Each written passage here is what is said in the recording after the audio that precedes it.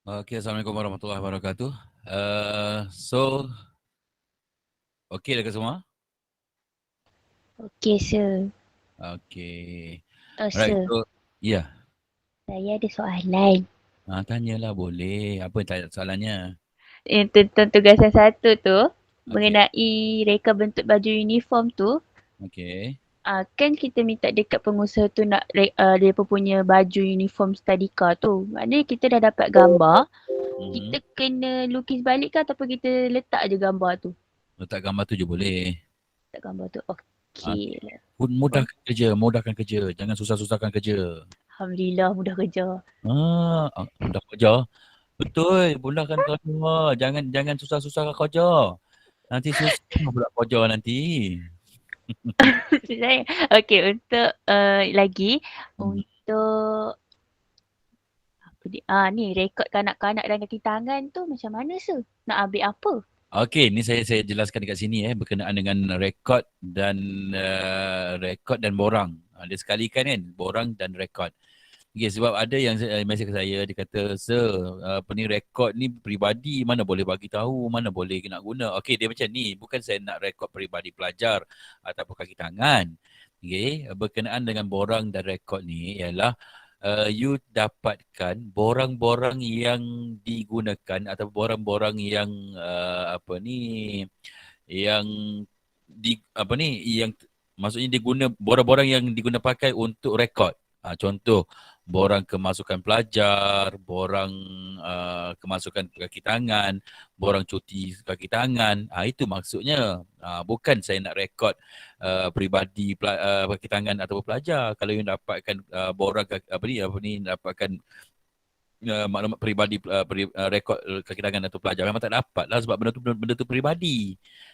Apa yang saya perlukan ialah borang-borang yang diguna pakai untuk merekod kaki tangan, untuk merekod dari segi kehadiran ke ataupun cuti ke ataupun kemasukan je. Itu yang dimasukkan borang dan rekod yang terlibat. Boleh? Kira borang kosong lah sir. Ya, saya. Saya ni pasti nak minta borang tu. Minta borang kosong. Jangan minta rekod. Minta rekod memang tak dapat lah. Sir, Ya. borang tu nak overall semua dia minta semua kat dia ataupun ambil setengah dalam 3 borang, 2 borang macam tu sebagai bukti? Selagi mana dia dapat bagi semua, bang ambil semua. Okey, bagus. Ah, jangan pula you minta 3 je. Minta lah banyak sikit. Baik, boleh. Boleh. Yang lain macam mana? Faham? Faham sir. Ada sir, ada lagi. Tanya, Banyak soalan, banyak soalan pula. tanya. Tak apa. Apa dia? Untuk yang jadual menu tu, Mhm. dia kalau pengusaha tu takat gambar bagi kat kita, kita snap bagi letak terus ataupun buat juga? Okey, kalau yang tu, you kena buatlah sendiri pula. Janganlah pula you ambil snap masuk dalam tu je. Yang tu, sebab benda paling senang tu. You buat table je, ikut macam dia buat tu kan. And then nanti buat penerangan sikit. Ah, Maknanya penerangan tu buat jadual menu tu dulu, lepas tu dekat bawah lah menu macam mana nak terang dia tu setiap Terang. hari ataupun daripada sektor makanan tu. Buat dua-dua. Maksudnya penerangan tentang apa ni, menu harian dia. Okey, serta dari segi kandungan makanan. Bagi tahulah. Okey, untuk kalori macam mana. Macam tu lah. Boleh? Yang untuk penerangan tu kita punya penerangan or dia punya penerangan sir? Kalau dia nak bagi penerangan, boleh je. Kalau dia tak nak bagi penerangan, you buat penerangan sendiri. Okey. Okey. Ada lagi? Tanya tak apa. Hmm. Untuk pengenalan setiap bab kan ada pengenalan dia. Mhm. Maknanya pengenalan tu umum lah kan? Yes, umum saja. Okey. Hmm. Okey. Hmm. Tu kalau tu Ya. kalau syarat pengambilan kaki tangan tu kena huraikan ke? Kalau Ah, dia bagi poin-poin juga tak apa ke? ambil poin-poin, tak masalah. Ah, Jadual aktiviti sir. hmm. Maksud dia macam mana? Dapat ke jadual aktiviti dia dan you bagi huraian lah sikit. Buat huraian sedikit. Dia setiap apa satu benda tu mesti ada huraian. Nak sebelum COVID ke masa COVID sebab saya ada tanya dekat pengusaha tu dia cakap kalau yang masa COVID ni dia buat Google Meet je macam tu, dia macam simple je. Ke nak ambil yang sebelum COVID tu? Sebelum COVID kan boleh pergi taska tadika, buat aktiviti tu. Buat sebelum COVID lah. Sebelum COVID, okey. Lagi? Sir, Ya. kan yang untuk yang pengenalan tadika tu kan, yang first punya tu kan. Kita nak cerita pasal pengenalan yang umum ke ataupun kita cerita pasal pengenalan taska tadika tu? Okey, part latar belakang tadika dah ada kan? Dia macam benda pengenalan dengan latar belakang tu rasa nak lebih kurang. So saya confused. Okey, pengenalan tu you just bagi secara umum saja, and then dekat latar belakang tu yang you kena detailkan. Oh, maknanya pasal latar belakang tu kita letak dekat latar belakang lah kan, yang pengenalan tu umum. Betul. Okay, thank you sir. Welcome. Okey, lagi? Ada lagi? Tak ada, saya nak teruskan kelas untuk topik yang ketiga. Sikit je ni. Topik yang ketiga ni very sikit. Berapa slide ya? 1, 2, 3, 4, 5, 6, 7, 8, 9, 10, 11. 11 slide je. Ada nak tanya lagi? Kelas? Tak ada? Okey, kalau tak ada saya teruskan kelas Boleh? Boleh sir. Boleh sir. Okey, alright. So, untuk topik yang ketiga adalah pengurusan sumber manusia. Okey, pengurusan sumber manusia. Okay, kita tengok dahulu objektif. Okey, kita terus kepada apakah yang dimaksud dengan pengurusan sumber manusia.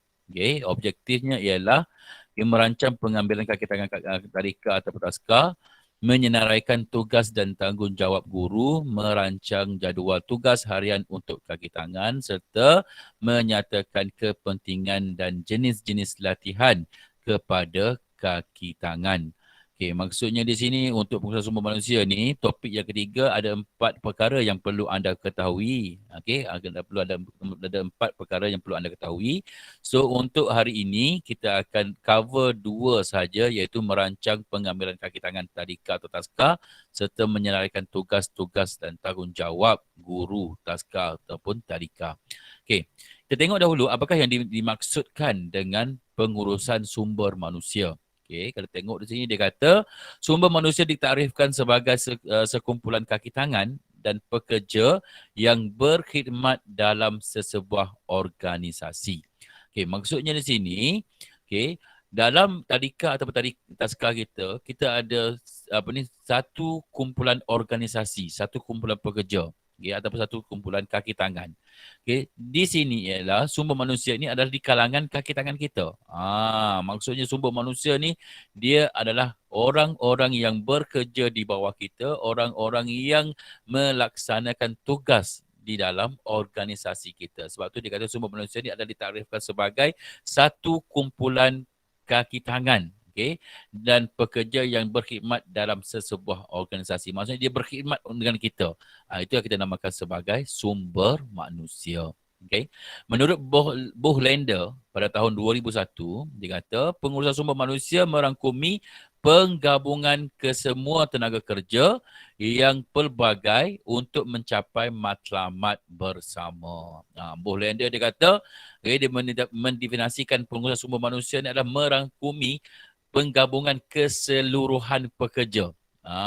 Keseluruhan pekerja ini maksudnya pekerja-pekerja yang berada di bawah organisasi kita. Okay, mereka ini digabungkan dalam satu pengurusan untuk mencapai matlamat bersama. Untuk mencapai matlamat bersama artinya untuk mencapai matlamat organisasi tersebut.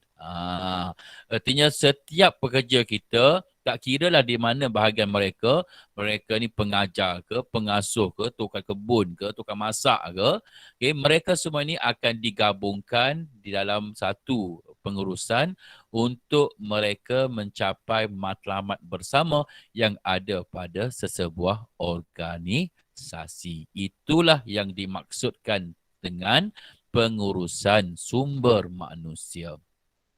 Okay, kita tengok kepada fungsi pengurusan sumber manusia. Apa sebenarnya fungsi mereka ini? Okay, ini adalah daripada NOI pada tahun 2000. Okay, dia kata amalan-amalan pengurusan sumber manusia termasuklah menentukan keperluan sumber manusia, iaitu perancangan sumber manusia. Okay, maksudnya pengurusan sumber manusia ni, okay, fungsi yang pertama adalah untuk menentukan keperluan pekerja. Keperluan pekerja ataupun merancang sumber manusia atau merancang pekerja yang diperlukan dalam satu-satu tempoh masa. Sebab kita kena tahu berapa jumlah pekerja kita. Kita tak boleh main ambil je pekerja. Kalau kita main ambil je pekerja, nanti ia mengakibatkan kita tidak boleh mengawal mereka dan kita juga tidak boleh memberi gaji kepada mereka. So kita perlu merancang supaya tidak berlaku lebihan pekerja. Yang kedua, untuk menarik pekerja yang berkelayakan, pengrekrutan. Okay, maksud di sini ialah fungsi yang kedua, fungsi pengurusan sumber manusia yang kedua adalah untuk menarik minat pekerja untuk bekerja dengan kita. Maksudnya menarik minat. Dan menarik minat ni bukan kita menarik minat kepada keseluruhan masyarakat, tidak. Tetapi kita perlu menarik minat kepada mereka yang berkelayakan untuk membuat permohonan. Okey, itu yang kedua. Okay, fungsi yang ketiga adalah untuk memilih pekerja. Artinya bila kita dah ada satu permohonan, maksudnya satu kumpulan permohonan daripada masyarakat, daripada orang yang berkelayakan. Okey, fungsi yang ketiga yang harus dilakukan oleh pengurusan sumber manusia adalah untuk membuat pemilihan. Artinya kita perlu mengambil pekerja yang betul-betul berkelayakan di kalangan yang berkelayakan. Maksud kita ambil yang the best, orang yang paling berkelayakan lah, paling bersesuaian. Okay. Yang keempat adalah untuk mengajar pekerja bagaimana untuk melaksanakan kerja dan menyediakan mereka untuk masa depan, latihan dan pengembangan. Maksudnya di sini fungsi yang keempat yang harus dilakukan oleh pengurusan sumber manusia adalah untuk memberi latihan atau memberi menunjukkan bagaimana cara untuk melaksanakan sesuatu tugas. Maksud kita kena ajarlah sumber manusia ni, fungsi dia adalah untuk memberi latihan kepada mereka supaya mereka melakukan pekerjaan seperti mana yang kita inginkan. Okey, dan mereka juga perlu disediakan dari segi masa depan. Maksudnya masa depan ni maksudnya dari segi latihan, perkembangan pada masa akan datang. Maksudnya kita bagi bagi latihan kepada mereka. Okay. Yang kelima adalah untuk memberi ganjaran kepada pekerja. Fungsi yang kelima yang harus dilakukan oleh pihak pengurusan sumber manusia adalah untuk memberi ganjaran kepada mereka. Memberi ganjaran macam mana? Memberi ganjaran artinya ialah kita memberi gaji kepada mereka, bayar upah, bayar pampasan, apa yang perlu mereka perolehi. Okay. Dan fungsi yang keenam adalah untuk membuat penilaian prestasi pekerja. Okay, apa maksud penilaian prestasi pekerja ini? Okay, maksud penilaian prestasi pekerja ialah kita nak tengok sejauh mana kualiti kerja yang dilaksanakan oleh pekerja kita. Sebab kita kena tengoklah prestasi mereka, sebab kalaulah pekerja tersebut tidak mempunyai prestasi yang diinginkan, ianya mengakibatkan kita punya organisasi akan terganggu dari segi kualiti perkhidmatan yang diberikan kepada pelajar. Okay? Dan yang terakhir adalah untuk membentuk persekitaran kerja yang positif dan harmoni. Apa maksud persekitaran kerja yang positif dan harmoni ini? Maksudnya ialah kita perlu sediakan suasana kerja yang mengembirakan kepada pekerja-pekerja kita. Ya, apabila pekerja-pekerja kita berada dalam keadaan yang bagus, keadaan yang baik, keadaan yang selesa, secara tak langsung mereka akan melaksanakan tugas dengan baik. Okey, itulah fungsi-fungsi pengurusan sumber manusia yang harus dilaksanakan oleh kita sebagai pengusaha tadika ataupun taska. Okey. Seterusnya kita tengok kepada aktiviti dalaman perancangan sumber manusia. Okay, apakah aktiviti dalaman perancangan sumber manusia? Antaranya ialah latihan dan pembangunan pekerja. Okay. Ini merupakan proses berterusan. Maksudnya latihan dan pembangunan pekerja ini adalah proses berterusan dalam membantu pekerja untuk menunjukkan prestasi yang cemerlang. Tujuan latihan dan pembangunan adalah untuk meningkatkan kemahiran dan kecekapan pekerja. Sebab itulah latihan dan pembangunan pekerja ini dia kena sentiasa berterusan. Maksud sentiasa kena ada. Sentiasa kena bagi latihan kepada pekerja, sentiasa memberi tunjuk ajar kepada pekerja supaya apa? Supaya mereka tadi dapat meningkatkan kemahiran mereka serta dapat memperoleh kecekapan mereka dalam melaksanakan sesuatu tugas. Okay. Apakah perbezaan di antara latihan dan pembangunan? Okay. Kalau tengok kepada perkara fokus. Okay. Kalau fokus, untuk latihan ianya merupakan pekerjaan semasa. Maksudnya kita perlu memberi, kalau dari segi fokus, kita perlu memberi pekerjaan semasa. Maksudnya dari segi latihan ni kita memberi latihan pekerjaan semasa. Apa yang mereka sedang laksanakan. Okay. Kalau untuk pembangunan, pekerjaan masa hadapan. Maksudnya apa yang kita nak bangunkan dia, nak kembangkan dari segi apa. Contoh kita nak kembangkan dia daripada pengasuh kepada guru contoh. So kita bagilah pembangunan kepada mereka supaya mereka tadi boleh kembangkan tugas mereka daripada seorang pengasuh kepada guru. Okey. Kalau skop, kalau dari segi latihan, kita memberi latihan kepada individu. Tapi kalau untuk pembangunan, ianya lebih kepada kumpulan pekerja. Maksud kumpulan pekerja ni artinya kalau guru, kumpulan pekerja berguru saja. Kalau untuk untuk pengasuh saja. Itu pembangunan. Kalau latihan ni setiap orang tersebut akan diberi latihan mengikut pekerjaan mereka. Maksudnya tugasan mereka lah. Okey, dari segi jangka masa, kalau untuk latihan, dia merupakan jangka masa pendek. Tapi kalau untuk pembangunan, ianya adalah tempoh atau jangka masa yang panjang. Okey, dari segi matlamat, untuk latihan, ianya adalah untuk meningkatkan prestasi kerja semasa. Ingat, untuk prestasi kerja semasa. Maksud kerja semasa dia lah. Untuk contoh kalau guru, untuk kerja guru sahaja. Okay. Tapi kalau untuk pembangunan, ianya adalah untuk meningkatkan prestasi kerja sepanjang kerjaya. Sepanjang kerjaya macam mana? Sepanjang dia berada dengan kita, so kita perlu memberi pembangunan kepada mereka. Itulah perbezaan di antara latihan dan pembangunan.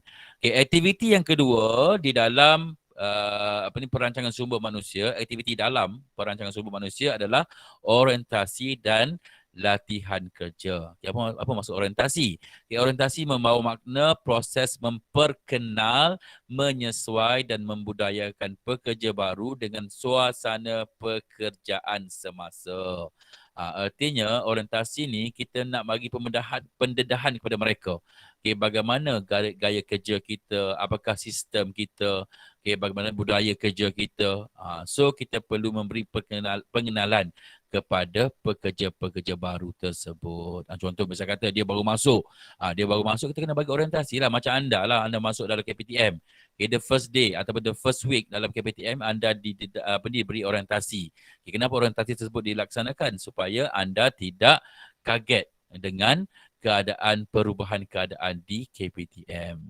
Okay, itulah maksud orientasi. Artinya bila kita nak bekerja, bila kita bekerja esok, bila dapat pekerja baru, kita kena buat proses orientasi.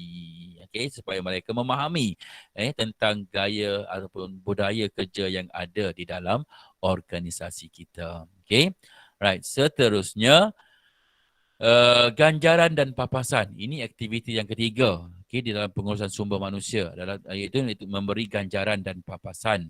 Ianya merupakan imbuhan yang diberikan kepada seseorang pekerja sebagai pertukaran bagi pelaksanaan sesuatu pekerjaan yang telah ditetapkan. Maksudnya kita nak tukar balik lah apa yang mereka berikan kepada kita, kita kena tukar balik kepada mereka dengan bentuk ganjaran. Kita bagi upah kepada mereka.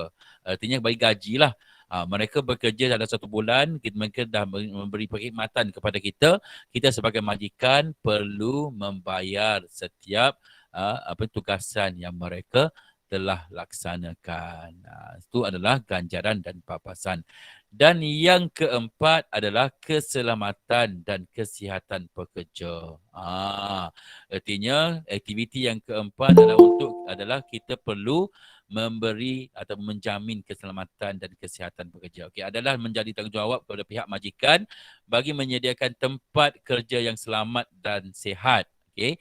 Kesihatan pekerja pula bermakna pekerja berada dalam keadaan yang sihat dan bebas daripada sebarang penyakit fizikal maupun penyakit emosi. Artinya kita sebagai majikan untuk menyediakan tempat kerja yang selamat dan sihat itu adalah kewajipan kita.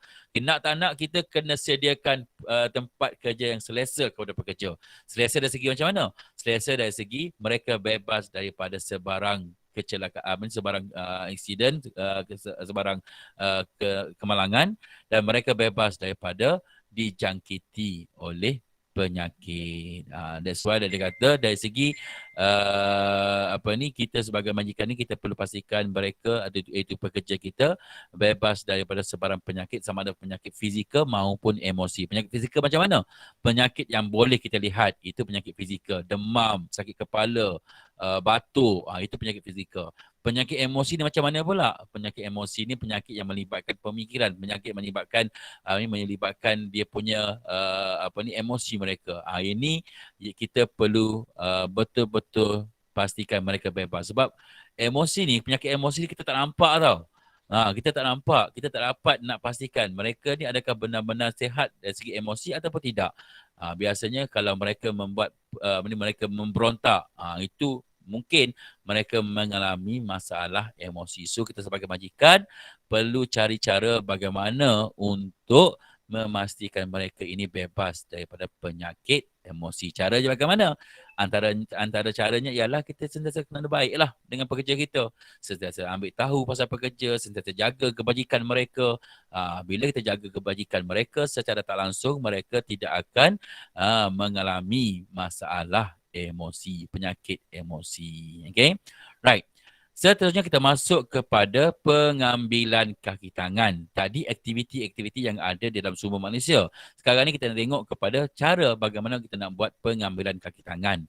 Seorang guru taman asuhan kanak-kanak hendaklah mempunyai ciri-ciri seorang pengasuh yang mana mestilah berilmu. Anda semua berilmu, alhamdulillah dah cukup. Dia punya kriteria yang pertama. Bijaksana pun ada pada anda. Pengasih dan juga bersikap adil. Pengasih ni masalah ni. Pengasih ni susah kita nak tengok. Macam mana nak tengok pengasih ni? Kalau orang tu ada pasangan tu mungkin dah boleh tengok kan. Tapi kalau orang tu tak ada pasangan tu tak tahu lagi lah macam mana nak tengok pengasih ni.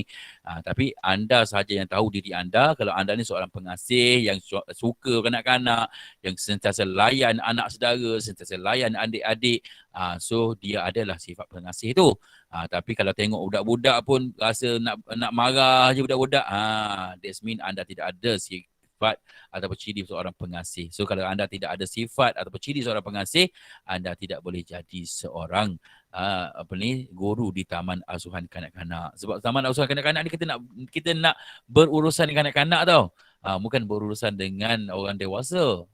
So bila berurusan dengan kanak-kanak ni, dia punya sikap atau ciri pengasih ni kena lebih sentiasa sabar dengan kanak-kanak. Bersikap adil. Bersikap adil macam mana? Bersikap adil ni maksudnya kita tahu bagaimana cara untuk kita melayani setiap kerenah kanak-kanak. Maksudnya kita kena adil lah daripada seorang kanak-kanak dengan kanak-kanak yang lain. Okay? Sikap dan tingkah laku seorang guru juga mencerminkan kepribadiannya. Maksudnya tingkah laku kita ni, dia dapat mencerminkan kita ni macam mana. Kepribadian kita ni macam mana. Kalau kita ni jenis yang tak jaga penampilan diri, mungkin dah kita tahulah dia ni tak ada untuk menjaga kanak-kanak ni sebab dia sendiri pun tak boleh jaga diri dia. Kan? Okay, and then sikap dan nilai seorang pengasuh atau guru memainkan peranan yang penting dalam mengenal pasti ciri-ciri seorang guru. Anda semua ni boleh jadi guru tak agak-agaknya? Boleh jadi guru taman asuhan kanak-kanak ke? Kelas? Allah. InsyaAllah. InsyaAllah. Okay, saya doakan anda semua agar boleh jadi seorang guru taman asuhan kanak-kanak. InsyaAllah. Okay. Right. Objektif pengambilan kaki tangan. Kita tengok apakah objektifnya. Okay, adalah untuk memudahkan dan membantu organisasi mengambil pekerja yang benar-benar bersesuaian dan layak di dalam sesuatu posisi pekerjaan. Okay. Maksudnya di sini adalah dengan adanya penggunaan sumber manusia, kita dapat memudahkan ataupun dapat membantu organisasi mengenal pasti pekerja-pekerja yang benar-benar layak. Maksud pekerja-pekerja yang benar-benar layak ni ialah pekerja yang betul-betul ada ciri-ciri tadi. Betul-betul yang ada ciri-ciri tadi kalau misal kata nak jadi seorang guru lah ataupun kalau misal kata nak jadi tukang masak contoh. So kita kena tahu mereka ni betul-betul ada kelayakan ataupun tidak. Maksudnya dia jenis suka memasak ke, dia ni pernah bekerja dengan mana-mana tempat ke. Ini semua kita akan tengok untuk mengenal pasti pekerja yang benar-benar sesuai dan berkelayakan. Okay, untuk mengurangkan masalah dari segi pertukaran tempat kerja di dalam organisasi. Ini juga masalah juga ni. Sebab kalau kita salah di dalam pengambilan pekerja, maksud kita ambil pekerja yang tidak berkelayakan, yang seorang pekerja yang tidak gemar dengan bekerja, mungkin akan berlaku masalah pertukaran tempat kerja. Sebab bila berlaku masalah pertukaran tempat kerja ini, ianya boleh mengakibatkan sesebuah organisasi mengalami masalah dari segi penentuan kerja kepada pekerja kita. Maksud contoh kita dah yakin dengan pekerja ni, tapi tiba-tiba pekerja ni adalah pekerja yang suka tukar pekerjaan. So bila kita dah yakin, tiba-tiba dia dah pergi tempat lain. So ianya akan mengakibatkan organisasi kita terganggu. Okay. And then mengelakkan pekerja tidak memahami tugas dan tanggungjawab mereka. Pengambilan kaki tangan ni adalah untuk kita nak mengelakkan daripada mereka tidak faham. Contoh misalnya kata, kita ambil pekerja yang tidak ada kelayakan, yang tidak bersesuaian. So mungkin akan mengakibatkan mereka tidak memahami tentang pekerjaan mereka yang harus mereka laksanakan. Okay. Apabila mereka tidak memahami bidang ataupun skop tugas mereka, ini akan mengakibatkan mereka kurang bermotivasi, tidak minat untuk bekerja dan menyebabkan organisasi akan mengalami masalah dari segi produktiviti. Ini yang kita tak nak ni. Kita tak nak mereka ni memberi masalah kepada organisasi sama ada dari segi perkhidmatan ataupun dari segi produktiviti sesuatu organisasi. Alright. Kita tengok kepada hubungan dan interaksi. Okay. Hubungan dan interaksi amatlah penting dalam menjalinkan hubungan baik ataupun mesra antara kanak-kanak dan juga guru. Okay. Biasanya ianya akan berlaku apabila kanak-kanak menyoal ataupun menerangkan sesuatu ataupun meluahkan perasaan semasa berbincang. Maksudnya di sini bila kita nak berurusan kanak-kanak ni, kita kena sentiasa ada hubungan yang baik dan juga ada interaksi yang baik dengan pelajar. Sebab itulah dari segi pengambilan pekerja ini, terutama untuk pengasuh ataupun guru, kita perlu mencari mereka yang betul-betul berkelayakan, yang ada ciri-ciri yang saya sebut tadi, bersikap adil, berkasih sayang, pengasih, bijaksana dan berilmu. Sebab kalau tidak ada kelayakan ini, ianya mungkin akan memberi masalah dari segi menjalinkan hubungan dengan pelajar. Sebab pelajar ni mereka menganggap pengasuh mereka ni adalah orang yang paling hampir dengan dia. Sebab tu kadang-kadang cerita-cerita ni, apa-apa benda yang berlaku kepada diri mereka, bukan jarang lah.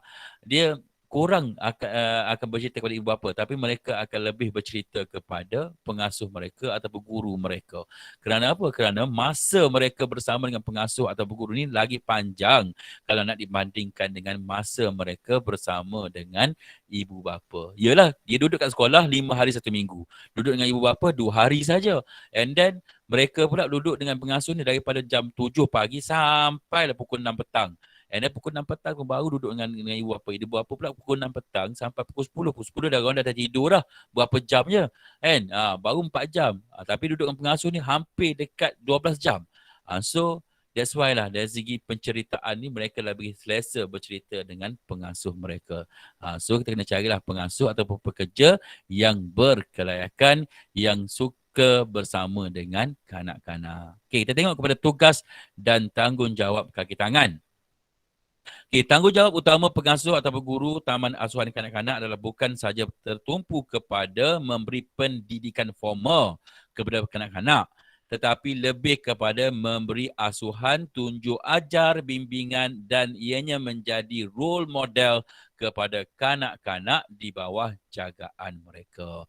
Maksudnya anda semua ni bila jadi guru esok, jadi pengasuh esok, anda bukan hanya bertanggungjawab untuk memberi didikan formal kepada pelajar, tapi anda merangkumi keseluruhan perkara dari segi memberi bimbingan, memberi asuhan, memberi tunjuk ajar, dan kadang-kadang anda juga adalah role model kepada mereka. Jadi, bila anda ini adalah role model kepada pelajar, anda kena jaga tingkah laku anda. Dan anda perlu pastikan anda mempunyai ciri-ciri yang saya sebutkan tadi. Berilmu, pengasih, serta bersifat berlaku adil dengan pelajar-pelajar. Sebab anda adalah role model kepada mereka.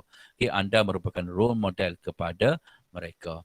Okay, selain itu, tanggungjawab utama pengasuh atau guru adalah untuk memastikan keselamatan dan keselesaan kanak-kanak semasa mereka berada di taman asuhan kanak-kanak. Maksudnya anda juga perlu pastikan mereka, maksudnya anda juga bertanggungjawab untuk memastikan mereka sentiasa berada dalam keadaan yang selamat dan selesa semasa mereka berada dengan anda. Okay. Antara 6 tanggungjawab penting sebagai seorang pengasuh atau guru ialah memahami latar belakang kanak-kanak. Itu yang pertama, maksudnya anda kena faham setiap background yang ada pada kanak-kanak. Mereka ni daripada keluarga macam mana. Keluarga senang ke, keluarga susah ke, keluarga yang bercerai ke. Ini semua anda perlu memahami. And then yang kedua, anda perlu mengelakkan dari segi perhubungan. Mengelakkan. Sorry, maafkan saya. Kadang-kadang saya punya mata ni tak sama dengan saya punya pemikiran. Mata tengok lain, pemikiran baca lain. Menggalakkan perhubungan. Apa maksud menggalakkan perhubungan? Menggalakkan perhubungan yang baik di antara anda dengan pelajar tersebut. Okay. Yang ketiga, merancang dan menyediakan ruang pembelajaran yang baik kepada pelajar, merangsang perkembangan kanak-kanak, menjalinkan hubungan baik antara ibu bapa dan meningkatkan mutu kerja anda. Okay. Inilah 6 tanggungjawab yang harus ada, yang harus dijalankan oleh seorang pengasuh ataupun seorang guru. Ini yang menjalinkan hubungan baik antara ibu bapa ni. You jangan salah faham pula tau. Maksud menjalinkan hubungan baik dengan ibu bapa ni maksudnya anda menjalinkan hubungan baik dengan mereka ni untuk mengetahui tentang perkembangan ataupun keadaan pelajar. Itu sahaja. Bukan menjalinkan hubungan baik untuk tu kan. Tak. Itu ni faham sendirilah. Nanti masalah dekat keluarga dia pula. Nanti tak pasal-pasal pula, bercerai pula diorang tu kan. Okay. So, itu sahaja untuk hari ini. Okay, untuk jadual tugas harian kaki tangan ni, kita akan sambung for the next week. Okay, ada apa-apa persoalan yang hendak ditanya? Tak ada, sir. Okey, setakat ni, sir.